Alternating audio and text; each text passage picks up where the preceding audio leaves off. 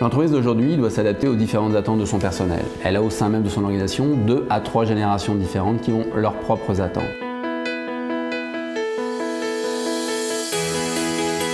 La rareté des compétences, l'attraction de plus en plus difficile des belles candidatures ou des belles compétences, la pyramide des âges. Aujourd'hui, l'entreprise a à sa disposition un grand nombre d'outils, mais comment les utiliser et comment performer avec ça?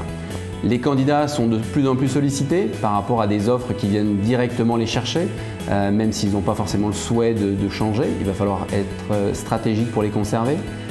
Les priorités des employés changent aussi, comme tout le reste d'ailleurs. De plus en plus, les employés sont très vigilants sur la qualité de vie et la qualité du travail au sein d'une entreprise.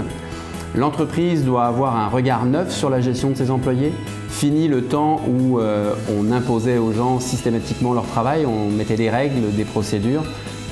On doit devenir de plus en plus sur une relation de collaboration, de moins en moins de hiérarchie. Et cette hiérarchie plus ou moins supprimée permettra la créativité et à l'initiative des employés eux-mêmes. Ce service est nullement une dépense mais bien un investissement. Les raisons sont variables selon le poste que vous occupez dans l'entreprise. Pour un dirigeant, c'est une meilleure productivité et plus de performance.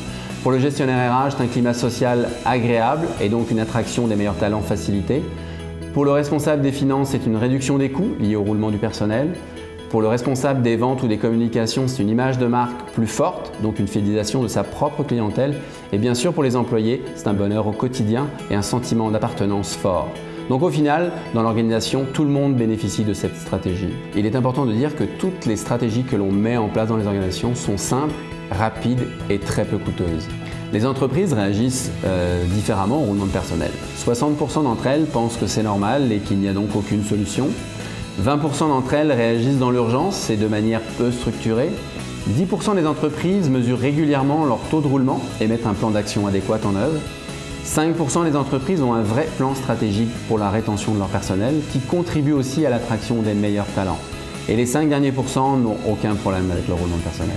L'entreprise doit adapter aujourd'hui son offre aux besoins internes de ses nouveaux ou de ses employés, comme elle le fait d'ailleurs pour ses clients externes. Pour ça, elle doit être à l'écoute de ses employés, peut-être faire des sondages.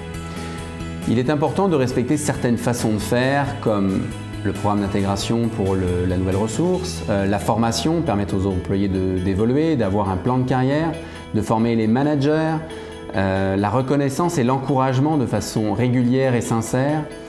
Rendre aussi à César ce qui lui appartient, il faut savoir nommer la personne qui a eu la bonne idée, la bonne action et ne pas forcément se l'approprier. Ça aurait pour tendance de démotiver les gens à être créatifs. Il faut aussi savoir détecter les meilleurs talents en interne et pas imaginer qu'ils sont toujours à l'externe. Vous avez peut-être les meilleures personnes, il faut peut-être aller tout simplement les trouver. Faire confiance à ses employés, leur démontrer, avoir de la proximité. Un simple bonjour quotidien est très important et produira énormément auprès de son personnel.